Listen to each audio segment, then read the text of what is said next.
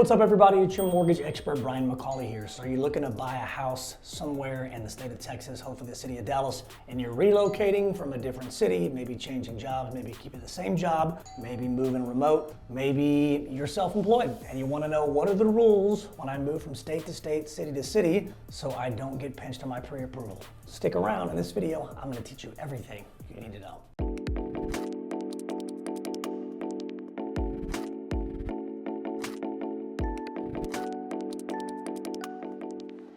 So we're now seeing a lot of folks relocating to Texas again these days. This happened a whole lot during COVID. There was a huge boom. People moved everywhere. Things kind of calmed down, but we're seeing in 26 a lot of people relocating again. So this video is to help everyone out there understand what the rules are around employment when it comes to changing cities or states.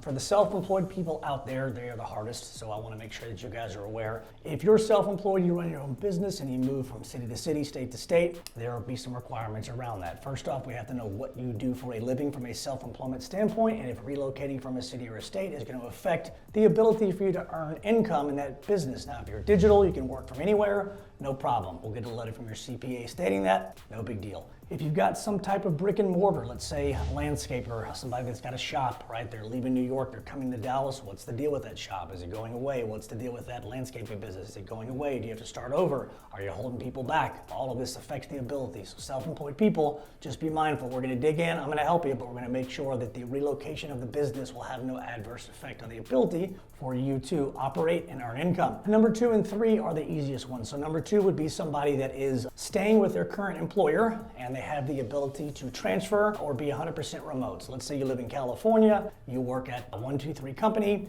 you get paid a $100,000 salary, you're working there right now, you're moving from California to Texas. I would just need a relocation and a remote letter saying like, hey, Donald Duck's an employee of ours, this person can work 100% remote, they can work from anywhere, it'll have no effect on their income. So you'll need a remote and or a relocation letter from your HR department, making sure that you're good, your company's good, your pay's the same, everything's all good. The third one really comes down to a new job. So what happens if, hey, I live in California, I'm moving to Texas, I'm not keeping the same job, I'm getting a new job here. So this one gets tricky. Lenders, myself, obviously will not qualify you off the old income because obviously the old income's going away. We're gonna qualify you off the new income. Now, part of the catch about the new income is 2 things. One, we need to know the amount. Right? So you've got to have some type of offer letter, employment contract, something from the new employment or employer that you're going to be working for here in Dallas or in the great state of Texas. Number 2, there are time frames and specifics on it. So you can't just say, hey, I'm going to get a job and relocate and move and I'm going to start working with that person in 6 months. There are time frames, usually about 90 days is the max. So you got to make sure and have some type of offer letter, some type of employment contract, something that states a guaranteed wage, a guaranteed salary, a guaranteed hourly W-2 wage earner in order for that to be used. And of course, you have to pass all the background checks, all that fun stuff as well, but obviously it's got to be stated. So if you make $100,000 in California right now and you're moving to Texas and you're starting a new job that's going to pay you $125, we're going to use that $125.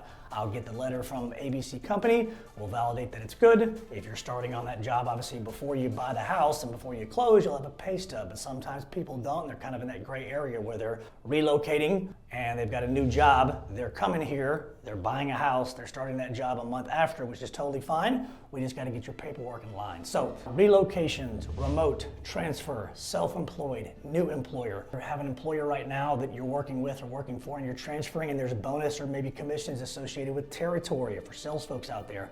If your territory is in California and there's sales and commissions and you're moving to Texas, how is that going to affect the outcome? So I say all that to say it's nothing that we can't handle. It's nothing that I haven't handled. It's nothing that I can't prepare for and won't help you prepare for, but we need to be proactive up front while doing our consultation to make sure that all these things are established, everyone's on the same page, so we don't mess up the fun part, which is buying a house. So listen, if you found this video helpful, do me a favor, like, comment, subscribe. If you got questions about relocation, remote work, new job offers, or moving state to state, city to city, do us a favor. Call us, email us, text us. We're always here for you. Until next time, stay tuned.